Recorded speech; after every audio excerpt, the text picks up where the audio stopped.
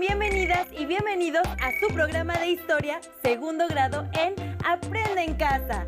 En esta emisión abordaremos distintos aspectos sobre la investigación histórica.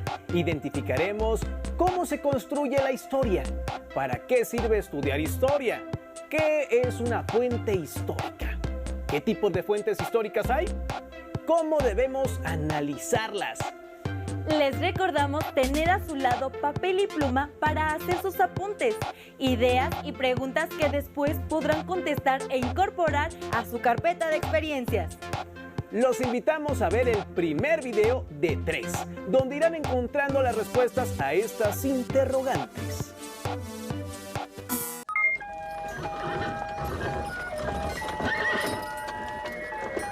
¿En qué consiste el estudio de la historia? ¿Solo es recordar nombres y conmemorar fechas cada año? Para las sociedades, ¿qué importancia tiene la historia? ¿Quiénes construyen la historia? Hablar de historia es hablar del tiempo, de las personas, del entorno, de lo que pasó antes y después, de lo que se vive hoy en día y de lo que sucederá en el futuro, de evidencias, fuentes o registros que han quedado como huellas y son herencia histórica de lo que somos, de dónde venimos y a dónde vamos. Día con día, se reproduce una forma de vida que es parte de una herencia histórica y, al mismo tiempo, están aconteciendo hechos y procesos que en el futuro serán la historia del país.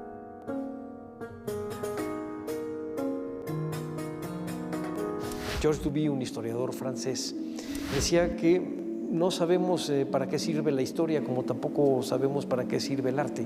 Y sin embargo, no podemos entender la vida sin la historia y sin el arte.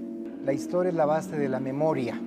La memoria histórica de un pueblo es algo importantísimo. Los individuos como las sociedades necesitamos tener alguna conexión con el pasado.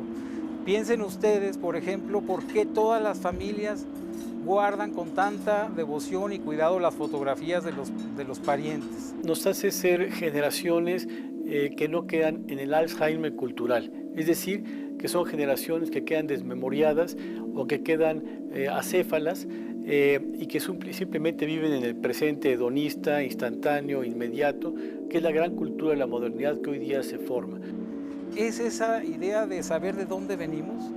Y los historiadores lo que hacemos es justamente encargarnos de ese mismo asunto, pero a nivel de la sociedad en general. La historia siempre es contemporánea. Es verdad, es decir, todos los hechos del pasado son vistos por los ojos del presente. Hoy sabemos más que los propios contemporáneos. Podemos acceder a documentación que no podía ser estudiada en su momento. Conocer para decidir, recuperar memoria histórica pasada para actuar en el presente. Si tú tienes una percepción, digamos, clara de la historia, de que estos problemas se han vivido en otros momentos de diferente manera o incluso de manera comparada, que otros países tuvieron o no, digamos, más o menos este problema, pues ya te ubicas exactamente dónde estás, porque sabes de dónde vienes y sabiendo dónde estás, más o menos sabes a dónde puede ir el país. Si uno no conoce la historia de su país, está uno condenado a repetirla. Decía Edmundo Gorman que la historia se hizo para entender los hechos pasados, no para regañar a los muertos. Es decir, se hizo para saber y entender, comprender por qué pasaron las cosas que pasaron y no para estar juzgando a los personajes de la historia. Y poder entender por qué las cosas ocurrieron así y no de otra manera. El contacto con la historia lo tenemos todos los días. En nuestro trabajo, a través de los oficios, la familia, los medios de comunicación y los distintos espacios de convivencia se reproducen creencias, tradiciones y formas de vida que a lo largo de generaciones se han mantenido.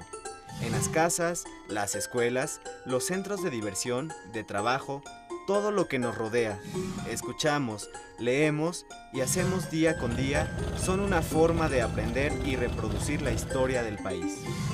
Personas de todas las edades participan en estos hechos y colaboran en la construcción histórica de la sociedad a la que pertenecen. La historia es una forma de mantener nuestra identidad. La propia vida cotidiana nos tiene que llevar al sentido del descubrimiento de la historia como una necesidad de saber más de dónde venimos para poder desarrollarnos con mayor potencial en el presente. Incluso cuando sueñan, incluso cuando todos soñamos, nunca olvidamos quiénes somos. Aunque estemos soñando y en condiciones muy raras, siempre sabemos que nosotros somos los que estamos ahí en ese sueño, aunque el sueño sea disparatado. Estudiando lo que hemos sido, es posible saber lo que hoy somos y lo que seremos más adelante. Esa conciencia, esa identidad, es un caminito, es una especie de hilo, de cordel, que nos une con lo que hemos sido antes y lo que somos hoy.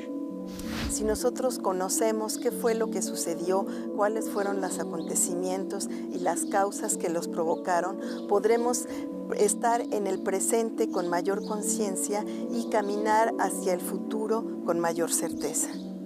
Los días que pasan no logran que nosotros nos olvidemos de lo que hemos sido, lo que hemos hecho, los errores que hemos cometido o los aciertos que hemos tenido. La historia es el movimiento, es estudiar cómo cambia la sociedad en cada momento. Esto es, a nivel social, a nivel de nuestro organismo social, esto es seguir manteniendo la memoria de quiénes somos. Para eso es la historia, para que nosotros sepamos quiénes somos. Ustedes les toca ahora actuar y tienen que regresar la vista al pasado y saber dónde pisan, recordar errores, recordar aciertos y recuperarlos entonces para poder actuar hoy. Que no sea nada más aprender de memoria la historia por aprenderla, sino reflexionar, incluso criticarla. Yo creo que eso es muy, muy importante, muy sano, pero claro, no perderla de vista, o sea, acercarse e incluso apasionarse por la historia. Acabamos de escuchar la opinión que los historiadores tienen sobre el oficio de historiador. Expusieron la importancia de las fuentes históricas y los usos sociales del conocimiento histórico. Existen distintos tipos de fuentes históricas, pero ¿cuáles son? ¿Cuál es su importancia para la investigación histórica? ¿Dónde podemos localizarlas? Acompáñenos a ver el segundo video, donde hallaremos las respuestas a dichas interrogantes. No sería posible conocer nuestro pasado sin la información que nos proporcionan las ruinas, escritos, vasijas, pinturas, esculturas y demás restos que dejaron nuestros antepasados. En el caso de la historia, la información que usamos para conocer el pasado se clasifica en fuentes primarias y secundarias. Te invito a que juntos aprendamos a reconstruir la historia. Fuentes primarias. Las fuentes primarias son aquellas que proveen un testimonio directo sobre el pasado.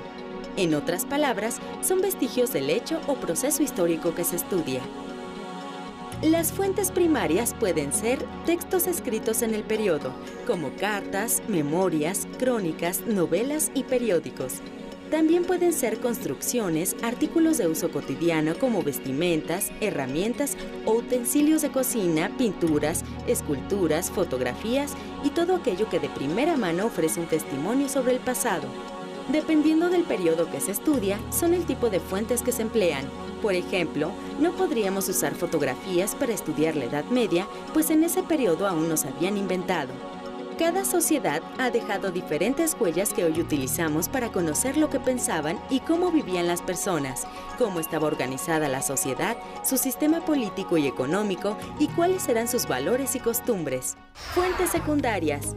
Las fuentes secundarias son interpretaciones de las primarias, las elaboran los historiadores y nos proporcionan una explicación sobre los temas que analizan. Por ejemplo, los libros que has consultado en la biblioteca sobre los temas del curso son fuentes secundarias, reconstruyendo Pompeya a través de las fuentes primarias. Las ruinas de la ciudad de Pompeya son uno de los mayores vestigios que existen sobre la cultura de la antigua Roma. Esta ciudad fue destruida en agosto del año 79 de nuestra era, cuando el volcán Vesubio hizo erupción, cubriendo a toda la ciudad de gases, polvo y cenizas. La información sobre el suceso de la erupción se extrae de fuentes primarias como crónicas y cartas de personas que vivieron en la época en poblados cercanos, y de las ruinas de la ciudad que se conservaron debajo de las cenizas. Por los anuncios que había por toda la ciudad, sabemos que en Pompeya existía un particular gusto por el circo, que en aquel periodo presentaba combates de gladiadores. En las ruinas de la ciudad se conservan zapaterías, tabernas, lavanderías, baños y panaderías. Todas ellas nos permiten conocer cómo era la vida cotidiana de los pompeyanos. Reconstruir la historia nos permite descubrir cómo vivieron hombres y mujeres de otros periodos y comprender que son un antecedente de cómo vivimos hoy. Te invito a descubrir cómo vivían tus antepasados acercándote a las fuentes de información. Como vimos, todos los vestigios del pasado pueden ser una fuente histórica, porque nos aportan información de la sociedad que los creó. Para que esto suceda, los historiadores deben interrogar a dichos vestigios con la finalidad de hacerlos hablar. ¿Cómo? ¡Analizándolos! En el siguiente video encontrarán un ejemplo de cómo analizar una fuente histórica, en este caso una caricatura de sátira política. ¡Corre video! ¿Qué es la caricatura? ¿Cómo analizar las caricaturas de política crítica? Sobre estos temas hablaremos en este video. Para el caricaturista e ilustrador inglés Ronald Searle, la historia de las caricaturas es la historia de la conciencia de la sociedad. ¿Qué es la iconografía? Según el Diccionario de la Lengua Española, la iconografía es la representación o imagen de un personaje o una realidad determinadas. Sobre qué es la caricatura, el término caricatura viene del italiano caricare, que significa recargar, exagerar. Y esta manera de dibujar fue utilizada por primera vez por los hermanos Caracci, pintores de fines del siglo XVI y principios del siglo XVII. Según el historiador español del siglo XIX, Jacinto Octavio Picón, la caricatura es quizá el correctivo más poderoso, la censura que más han empleado en todo tiempo los oprimidos contra los opresores, los débiles contra los fuertes, los tiranos y hasta los moralistas contra la corrupción. Werner Hoffmann afirma: si es cierto que el ridículo mata, la caricatura es, sin duda, su arma más filosa. Así, la caricatura iguala a los poderosos con el resto de los mortales, los convierte en seres humanos con defectos y torpezas.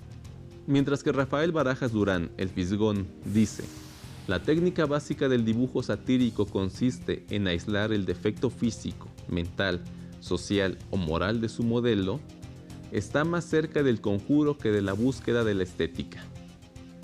El verdadero caricaturista solo ve la esencia vituperable de su presa. El procedimiento es casi un acto de exorcismo, con la diferencia de que la caricatura no busca extraer los demonios de su paciente, sino simplemente exhibirlos. ¿Cómo analizar las caricaturas de política crítica? Los símbolos, en su momento tan claros, y los personajes, en su momento tan famosos, hoy han sido olvidados. Para comprender estas estampas hay que descifrarlas, como si de códices prehispánicos se trataran. ¿Quién era el personaje retratado? ¿A qué grupos pertenecía? ¿Qué intereses defendía? ¿Qué ocurría en la semana en que fue publicada? ¿Dónde se publicó? ¿Cuáles eran las normas estéticas de la época? ¿Qué significan los símbolos, lugares comunes o estereotipos utilizados por el dibujante? ¿Qué repercusiones tuvo la caricatura? ¿A qué partido, secta o fracción pertenecía el caricaturista? ¿Cuán talentoso, claro y preciso era? ¿Cuántas preguntas más nos tendremos que hacer para entenderlas? Todo esto es importante en la interpretación de una caricatura. A continuación, realizaremos el análisis de una caricatura, la cual se titula John Bull tomando un almuerzo, realizada en 1798. Cuando la observamos, quizá podamos entender muy poco porque no conocemos a los personajes, tampoco sabemos a qué se están refiriendo, y entonces es aquí cuando tenemos que aplicar varias estrategias de análisis. La manera más fluida que podemos tener para interpretar es hacernos preguntas. Una de ellas, como ya lo habíamos mencionado anteriormente, es preguntarse quiénes están representados allí. Como no los conocemos, lo importante es ir identificando cada uno de ellos. En un principio podemos tener en cuenta que hay un personaje que acapara la gran parte de la imagen, que es un señor vestido de rojo, que parecería ser un burgués, que tiene un amplio vientre y que está comiendo. Aquí vendría otra pregunta, ¿qué es lo que está comiendo? Y si observamos los detalles nos encontramos que lo que se está llevando a la boca son barcos. Y si se observa todavía más a detalle, podemos ver que estos barcos tienen banderitas francesas.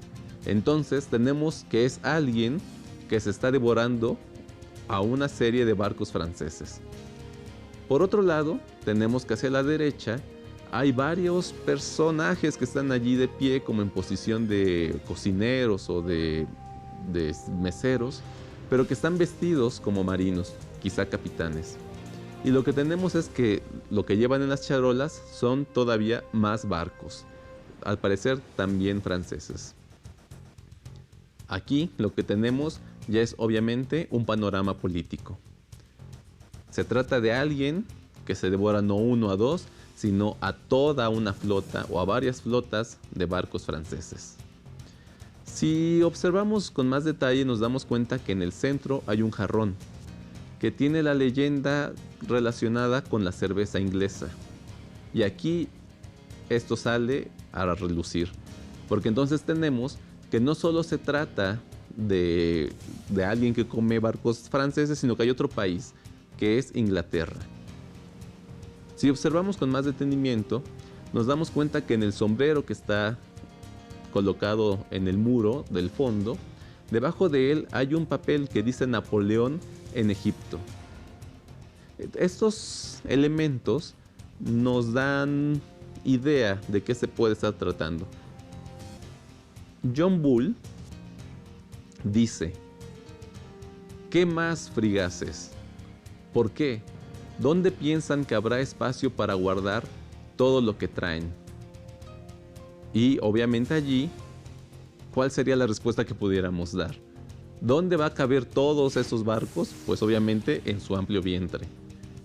Por otro lado, uno de los capitanes que están allí tiene un letrero con la leyenda que dice: ascensor de naves francesas, tomadas, quemadas y destruidas. Aquí ya es claro el mensaje. Esta caricatura fue realizada por James Gillray, quien se considera que por los excesos de la Revolución Francesa tomó una postura conservadora y publicó diversas caricaturas donde ridiculizó a los franceses y a Napoleón, por lo general a través del personaje de John Bull. Se considera que Gillray fue un espíritu libre, por lo cual no podemos creer que sencillamente intentó estar a favor de la corona inglesa, sino que simplemente cuando Gillray se dio cuenta de que la Revolución Francesa estaba tomando caminos que no le parecían correctos, tomó una postura crítica y la difundió a través de estas caricaturas, en las que, como ya hemos visto, se trata del gran poderío inglés atacando a los franceses para frenar su expansión por Europa. Sin duda, analizar una fuente histórica requiere formular las preguntas que sean necesarias para poder obtener información de ella. Así es. También pudimos conocer que existe una amplia variedad de fuentes históricas. ¿Recuerdan algunas? Sí, objetos de cocina, edificios, escritos, caricaturas, obras de arte, periódicos, libros, muebles, monedas, fotografías, arquitectura doméstica, entre muchas más. En pocas palabras, recuerden que todo lo hecho por la humanidad puede ser una fuente histórica, porque nos aporta información sobre las formas de vida y de pensar de una sociedad. A través de las fuentes históricas es como podemos conocer sus hábitos, creencias o problemas.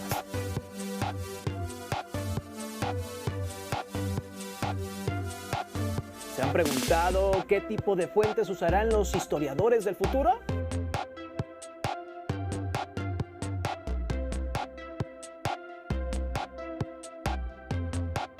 Sin duda, recurrirán a las mismas fuentes que mencionamos aquí, pero también se verán en la necesidad de acceder a los archivos donde se guarda la información que se genera en Internet.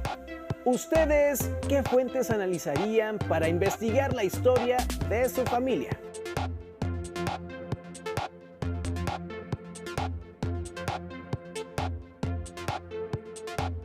¿Y a qué fuentes recurrirían para conocer la historia de su localidad?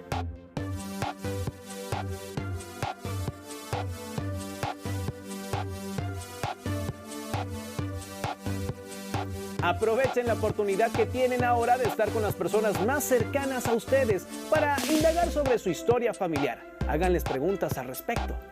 No olviden guardar en su carpeta de experiencias sus respuestas a todas las preguntas vistas a lo largo del programa, ya que la presentarán cuando regresen a clases. Y si tienen oportunidad, les recomendamos leer Los 4 Sherlocks, un atraco muy deportivo, escrito por Jesús Cortés, un libro que no se pueden perder si quieren poner a prueba su capacidad de deducción en una investigación para resolver casos propios de un detective, muy similar al trabajo de un historiador. Hemos llegado al final de esta emisión. Continúen viendo la programación de Aprende en Casa. No olviden mantener la sana distancia. ¡Hasta luego!